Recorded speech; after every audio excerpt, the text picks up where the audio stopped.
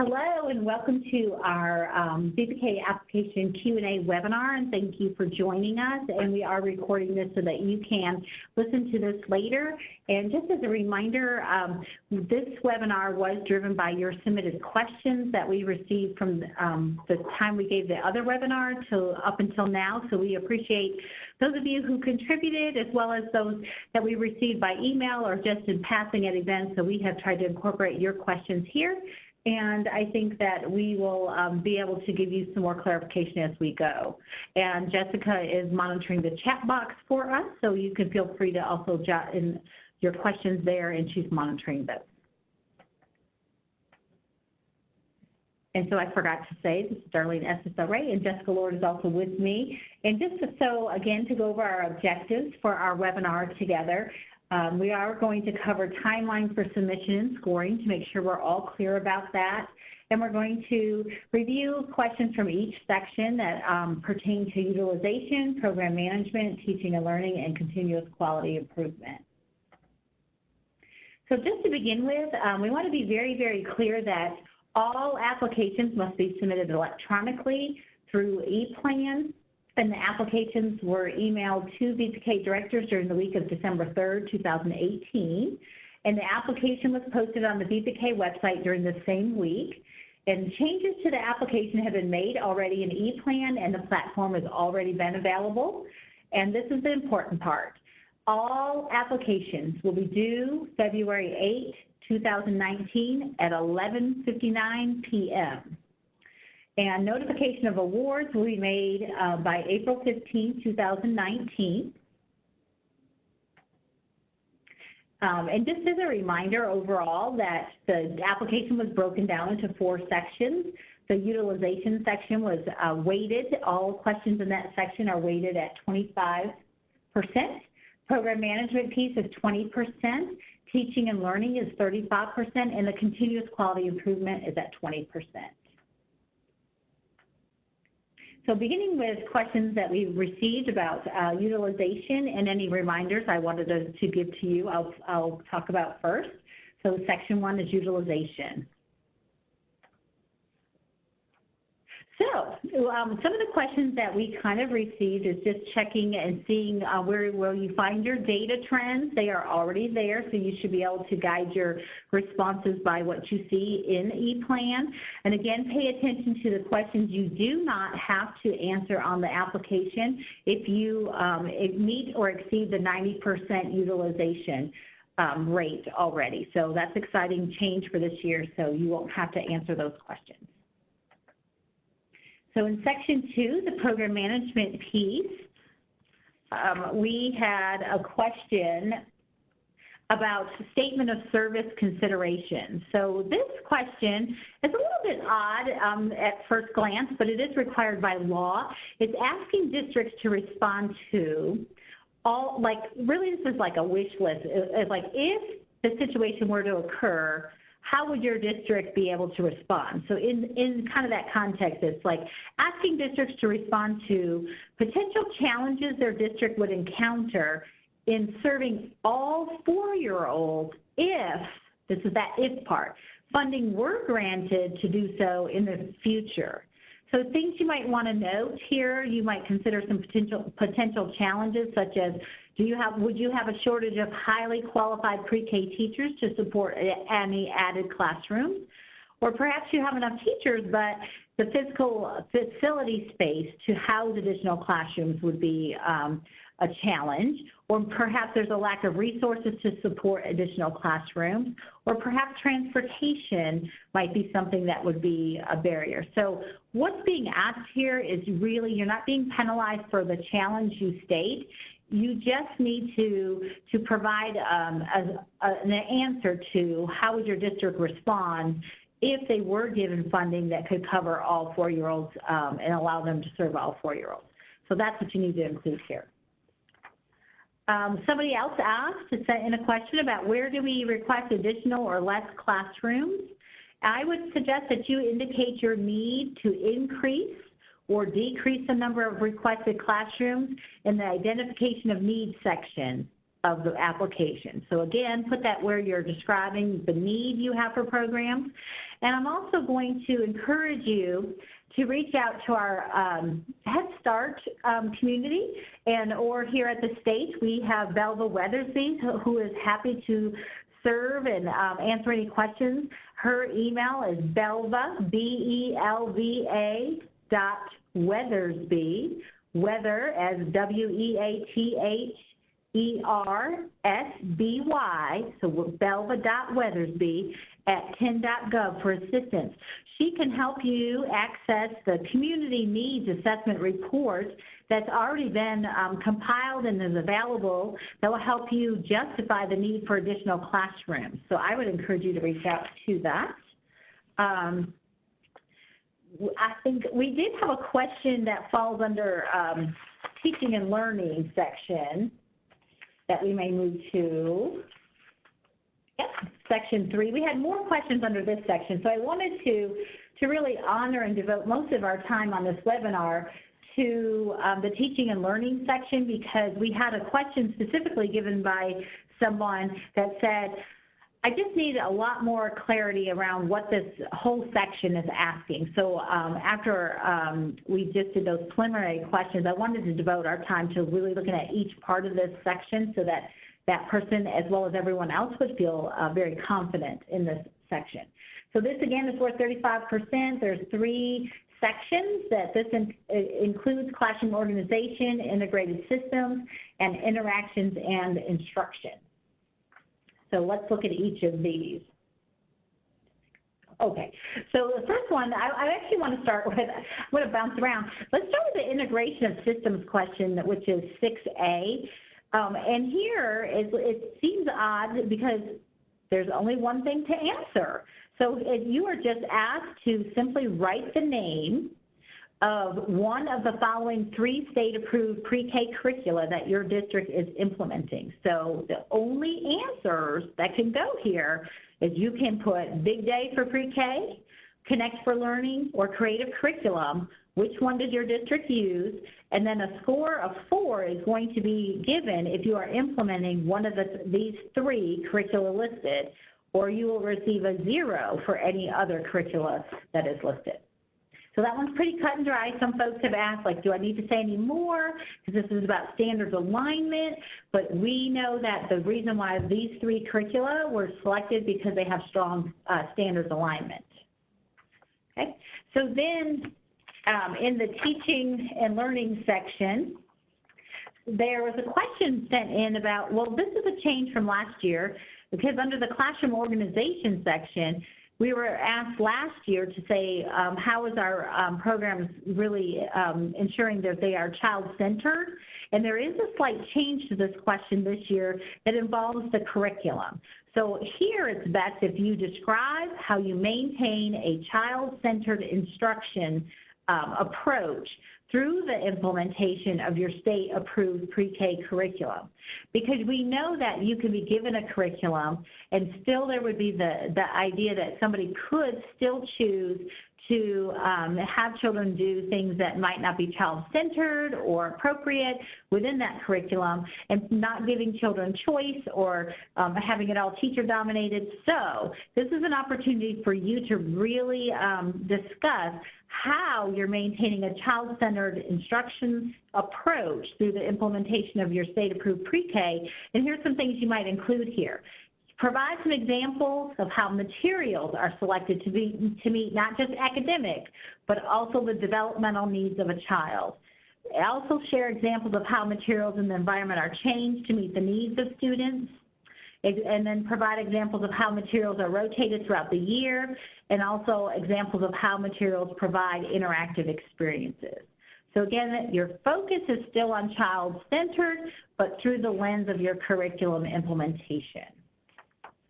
So another question under the same teaching and learning section that came in was about the developmentally appropriate schedule. So we had a question asked, can I just provide a picture, a photo, or provide just the breakdown of my daily schedule? Is that what we're asking? And I would almost refrain from doing that. I think you want to describe instead the chunks of time and to give an overall picture of how time is dedicated throughout the day, but it's more important here to describe how children actually spend their time during the day. And you should include things such as how much time is spent during each learning structure, examples of how the schedule is consistent, flexible, as well as balances teacher-directed and student-directed learning opportunities, examples of how the schedule provides extended time for children to reach higher levels of engagement in learning during experiential activities, as opposed to a lot of stop, go, and frequent rotations through centers. And lastly, I would say, provide some good examples of how strategies minimize time spent in transition and optimize learning. And if you're doing learning during transition times, make sure that those are appropriate for the age and their development, and that they themselves don't create a longer transition. So that kind of covers the developmentally appropriate schedule piece. And piggybacking on that, we had the question come in about how does that differ from the effective use of time question. And so it's related but slightly different. So here we ask that you explain in detail the purpose of each activity, the activity structure that is included in the daily schedule, and specifically speak to how instruction is delivered during those times. So it's not only the what, the purpose of what's happening, but how the instruction is delivered during those times. And in this, we're asking to see examples of how delivery of instruction supports developmental science or developmentally appropriate practice, examples of how instructional delivery varies across the day. And for example, we should not see any literacy blocks being done in pre-K. We believe that literacy, as well as all types of learning, happens across the day in varied formats. We should also see examples of how instruction is prioritized and intentional.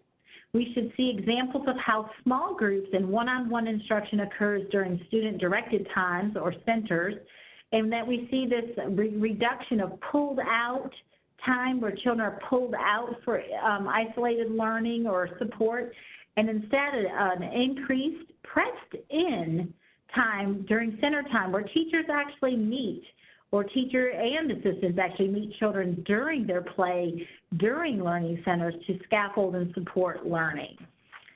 So then we had a question asked about curriculum implementation in the same section. And in this area, you can describe in detail how your district ensures that teachers and teacher assistants have ongoing, the key word here is ongoing, quality professional development and supports necessary for effective curriculum implementation. We know that many of you were committed to making sure that teachers and many teacher assistants attended the intro to the curriculum, which we know that's a great start, but we also know that it's going to take more than that in an ongoing approach, so that this gives you an opportunity to describe what your plan has been. We also offered up lots of suggestions in Early Learning 2.0 training that gave some guidance on how you might plan and write goals around how you're going to support strong curriculum implementation with fidelity.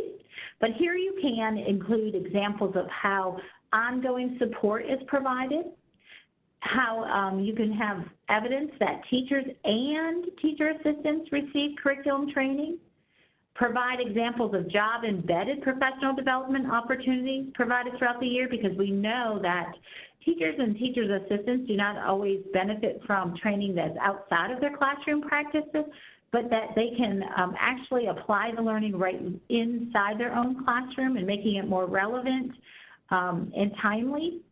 And so think about some opportunities you've provided for that to happen.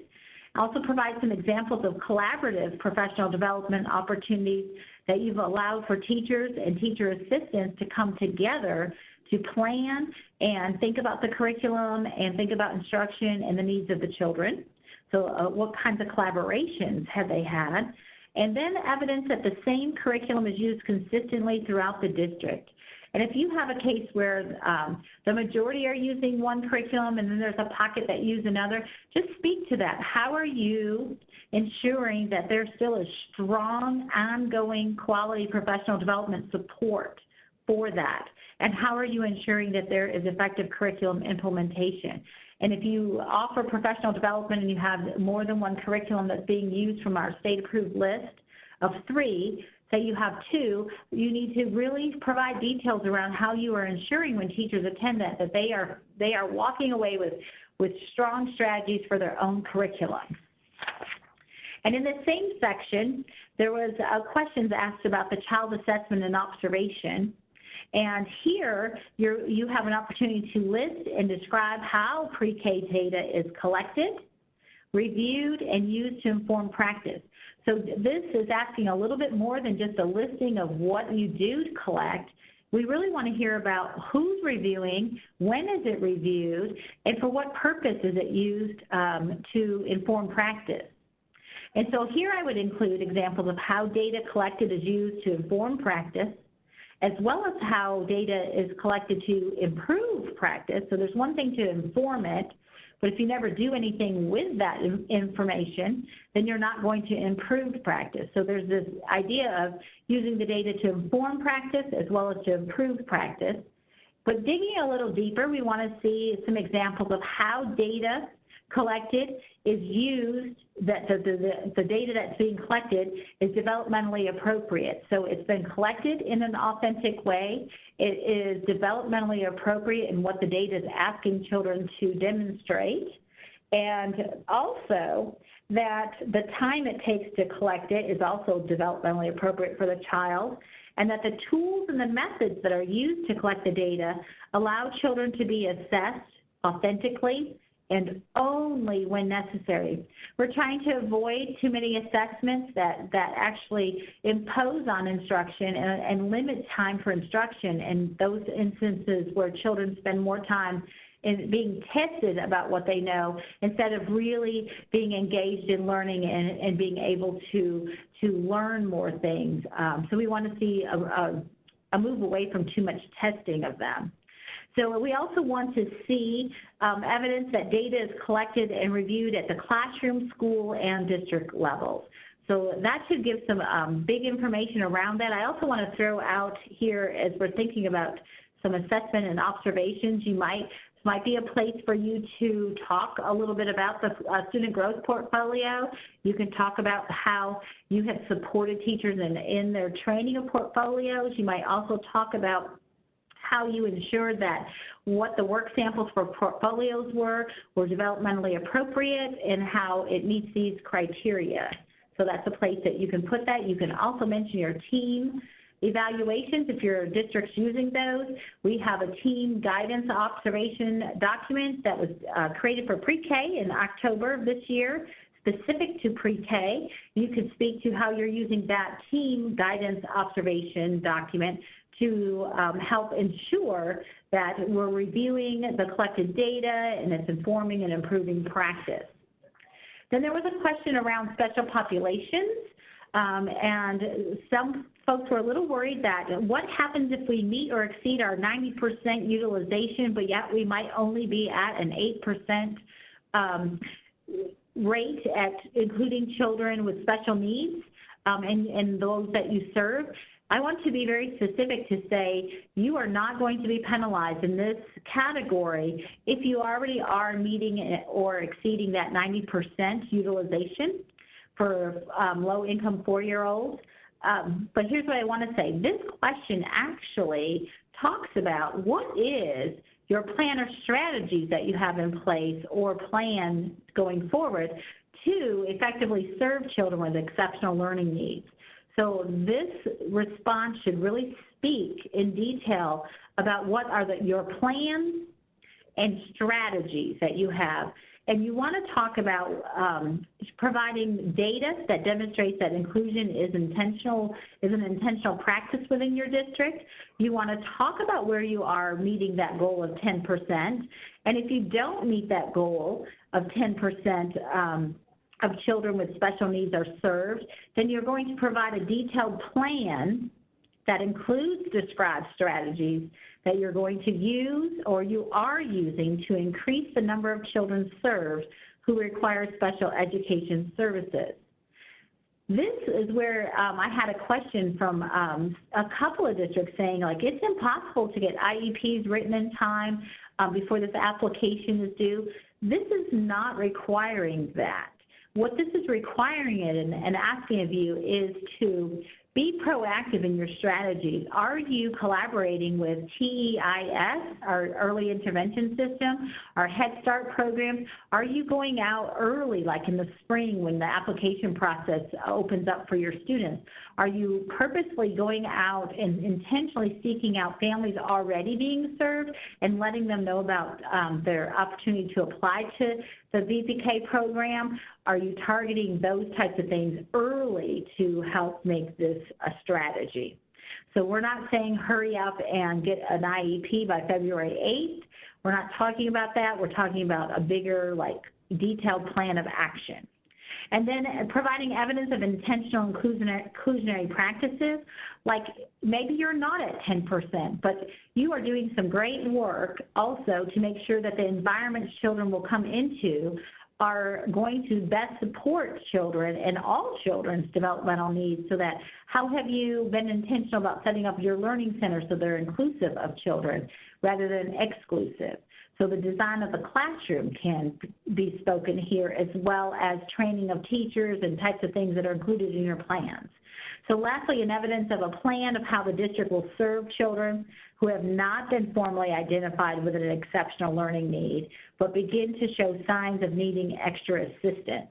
So thinking again about what's your plan here for providing these strategies and making it all detailed. And the section also, teaching and learning, also speaks to really thinking about how are you ensuring that classrooms are having responsive, nurturing teacher-child interactions. And lots of folks in the past have listed pyramid model training and some other trainings around social, personal competencies. And that's wonderful, but here's where I want you to dig deeper. I want you to consider, don't just list the trainings, talk about how there's follow through in the trainings, when were the last trainings received, has everyone received the trainings, and what's the ongoing strategy? And I think that you want to include data there. Some folks were wondering if, this is where they can include class data. They can if they have that. That's fine.